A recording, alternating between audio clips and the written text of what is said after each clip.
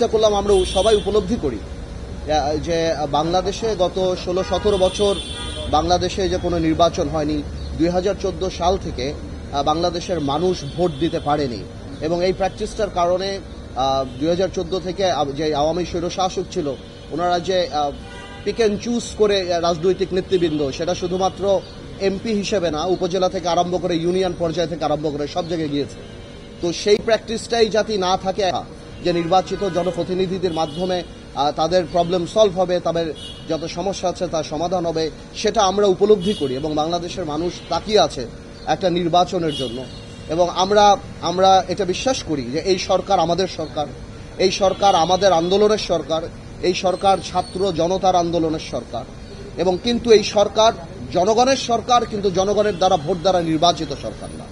আমরা সবসময় চাই, এই সরকারের পাশে আমরা ছিলাম, আমরা আগামীতেও থাকব এবং আমরা 7ই আগস্ট থেকে আরম্ভ করে আজকে পর্যন্ত প্রত্যেক জায়গায় বলে আসছি যে আপনারা একটা নির্বাচনী রোড ম্যাপ দিন। নির্বাচন অত্যন্ত গুরুত্বপূর্ণ। নির্বাচন ছাড়া আপনারা যে সংস্কারের কথা বলছেন, সংস্কার একটা চলমান প্রক্রিয়া, আমরাও সংস্কারের পক্ষে। তবে এটাও বাস্তব যে সংস্কার আপনারা করেন, কিন্তু বড় সংস্কার করতে হলে জনগণের ম্যান্ডেট ছাড়া সেই সংস্কার যদি হয় তাহলে সেই সংস্কার খুব কঠিন হবে না, খুব শক্তভাবে থাকবে না। আমরা আগেও বলেছি, এখনও বলেছি যে আমাদের সাথে একটা চার্টার হতে পারে, সনদ হতে পারে, একটা সাইন হতে পারে। বড় বড় সংস্কার এই বড় রাজনৈতিক দলগুলি আপাতত দিয়ে দিয়েছে। যেগুলি সংস্কার শর্টকাট করে যেগুলি একমত হয়েছে সেগুলি নিয়ে একটা সনদ করাই যেতে পারে, সবাই সাইন করতে পারে এবং তারপরে এগিয়ে যেতে পারে। কারণ জনসম্পৃক্ত কোনো সংস্কার আগামী সরকার যদি ছুটে ফেলে দেয় তাহলে জনগণ তাকে প্রত্যাখ্যান করবে। কিন্তু জনকল্যাণমুখী সংস্কার থাকবে কি থাকবে না অবশ্যই আগামী সরকার দেখবে, এবং জনগণের সরকার হয়ে থাকলে সেটা অবশ্যই মানুষ সেটাকে রেসপেক্ট করবে। কিন্তু সংস্কারের নাম বলে নির্বাচনকে যদি পেছানো যায়, এবং একটা সরকার, একটা দায়িত্বশীল সরকার যখন বলে ডিসেম্বর থেকে জুনের মধ্যে নির্বাচন হবে, এই ধরনের আনসার্টেনিটি থেকে দেশকে কোনোদিনও একটা সরকার ঠেলে দিতে পারে না। একটা নির্বাচনী রোডম্যাপ কংক্রিট থাকতে হবে। দেখুন, আমরা এই সরকারকে আনার জন্য জেলে গিয়েছি, জুলুম সহ্য করেছি, নির্বাচন বয়কট করেছি, রাজপথে সব জায়গায় আমরা ছিলাম। আমরা কোনোভাবেও চাই না এই সরকার ফেল করুক। আমরা চাই জনগণের ইচ্ছা প্রতিফলিত হোক। এই সরকার সংস্কার করুক, যেটার পাঠ আমরা। কিন্তু এমন কোনো সংস্কারের জন্য যেন কালক্ষেপণ না হয়, যাতে করে এই দেশের মানুষ চিন্তা করা আরম্ভ করে যে আমরা কি আবার নির্বাচন কবে হবে, আদৌ হবে কিনা, এই ধরনের প্রশ্ন আসে। তো আপাতত আমরা সেই আলাপই করেছি এবং আমরা ধন্যবাদ জানাই, বিএনপিও আমাদের সাথে একমত হয়েছে এবং আমি শিওর অন্যান্য রাজনৈতিক দলে আমাদের সাথে একমত হয়েছে। এখন ওভার টু আমির খসরু সাহেব, উনি বলবেন উনি যেটা মনে করেন নির্বাচন করা সম্ভব। বিকজ মেজর পলিটিক্যাল পার্টিগুলি যে সংস্কারগুলি দিয়ে দিয়েছে, ওনারা শুধু এগুলি কাটশট করে তারা বলে দিবে যে কোন কোন ব্যাপারে ওনারা একমত হয়েছে, আর যেগুলিতে একমত হয়নি সেগুলি তো আর নেগোসিয়েশন করার সুযোগ নাই। সেগুলি যদি ওনারা জনসম্মুখে বললেই পারে। যদি জনকল্যাণমুখী কোনো সংস্কারে আমরা একমত না হই তাহলে সেটা তো জনগণ আমাদেরকে প্রত্যাখ্যান করবে। কিন্তু তার মানে তো এই না যে প্রত্যেকটা পিন পয়েন্ট ধরে আপনি যদি এরকম পারপিচুয়াল টাইম নিয়ে যাবেন যে সংস্কার কবে হবে, এবং জাতি এরকম একটা আনসার্টেনিটি থাকবে, রাজনীতি আনসার্টেনিটি থাকবে, দেশের ইকোনমি আনসার্টেনিটি থাকবে। আজকে বড় বড় ইন্ডাস্ট্রি থেকে আরম্ভ করে কলকারখানা, মানুষ কেউ ইনভেস্ট করতে যাচ্ছে না, এই চিন্তা করে ইলেকশনের পরে হবে, ইলেকশনের পরে করব, স্টেবল গভর্নমেন্ট নাকি। বৈদেশিক যারা আমাদের বন্ধু বান্ধব বা অন্যান্য দেশ আছে তারাও পর্যন্ত এই সরকারকে ওই সিরিয়াসলি তারা নিবে না। বিকজ আপনার টার্ম কতখানি সেটার উপর নির্ভর করে যে লং টার্ম আপনার কি হবে। তা আমার মনে হয় যে এই কালক্ষেপণ এখন না করে নির্বাচনী রোড ম্যাপটা এখন জনগণের দাবি। আমার মনে হয় সেটাতেই কনসেন্ট্রেট করা উচিত এই সরকারের। একটা মহল তো চাবে এটাকে ঘোলাটে করার জন্য, যেটা আমি আগে বললাম যে এখানে যদি কোনো দ্বিমত হয় সেটা তো গভর্নমেন্টের এটা তো জনগণের ম্যান্ডেটের উপর নির্ভর করবে। আপনার তো কোনো সুযোগ নাই আপনি কাউকে বাদ দিয়ে সংস্কারটা করার।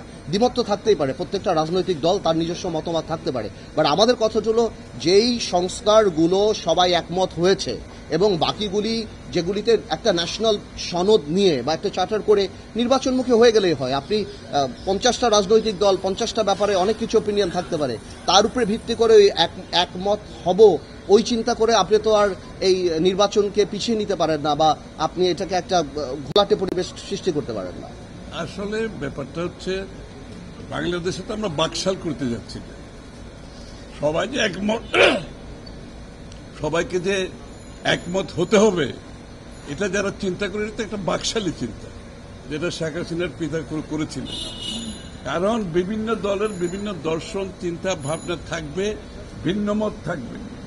বিষয়টা হচ্ছে যেখানে ঐক্যমত হয়েছে সেগুলোর বাইরে সংস্কার করার কোনো সুযোগ নাই। এর বাইরে যেটা করতে যাবে সেটা আপনাকে ডেমোক্রেটিক প্রসেসের মাধ্যমে আসতে হবে, নির্বাচনী প্রক্রিয়ার মাধ্যমে আসতে হবে, জনগণের ম্যান্ডেট নিয়ে আসতে হবে। সুতরাং যেগুলো ঐক্যমত হয়েছে এই বিষয়গুলো জাতির সামনে কেন তুলে ধরা হচ্ছে না, এটাই প্রশ্ন। অলরেডি সবাই সাবমিট করে দিয়েছে, অনেকদিন সময় চলে গেছে, আলোচনা শেষ। আপনি এটার জন্য এক সপ্তাহ বেশি সময় রাখেন না। কোথায় ঐক্যমত হয়েছে জাতিকে জানান, কোথায় ঐক্যমত হয়েছে জাতি জানুক, এবং ওই ঐক্যমতের ভিত্তিতে আমরা সনদ সই করে দিয়ে নির্বাচনের দিকে এগিয়ে যাই। খুব সহজ ব্যাপার, এর বাইরে যাওয়ার তো কোনো সুযোগ নাই। সুতরাং আজকে যে প্রেক্ষাপট, এই প্রেক্ষাপটে নির্বাচনী রোড ম্যাপ না দেওয়ার কারণে জনগণের মধ্যে যে সংশয় সৃষ্টি হচ্ছে, জনগণের মধ্যে যে প্রশ্নের উদ্রেক হচ্ছে, এটা গণতন্ত্রের, আগামী দিনের গণতন্ত্রের জন্য, নির্বাচনের প্রক্রিয়ার জন্য ভালো কিছু বয়ে আনবে না। যত তাড়াতাড়ি সম্ভব নির্বাচনে রোডম্যাপ দিয়ে আশ্বস্ত করতে হবে জাতি গণতন্ত্রের দিকে যাচ্ছে, জাতি গণতন্ত্র ফিরে পেতে যাচ্ছে, এবং গণতন্ত্রের বাহক হচ্ছে নির্বাচন। তার মাধ্যমে আপনি গণতান্ত্রিক ট্রানজিশনে যে যাবেন এটা জাতিকে জানতে হবে। এটার জন্য দেশের ভিতরে প্রস্তুতি আছে, দেশের বাইরে প্রস্তুতি আছে। ভারত যেটা বলেছে, এই যে বিনিয়োগকারীরা যারা আসছে বাংলাদেশে, তাদের সবার একটা প্রশ্ন, শেষ প্রশ্ন হচ্ছে নির্বাচন কবে হবে, এবং সবাই জানতে চায় কবে নির্বাচন হবে, এবং নির্বাচনের পরে তারা সিদ্ধান্ত নেবে।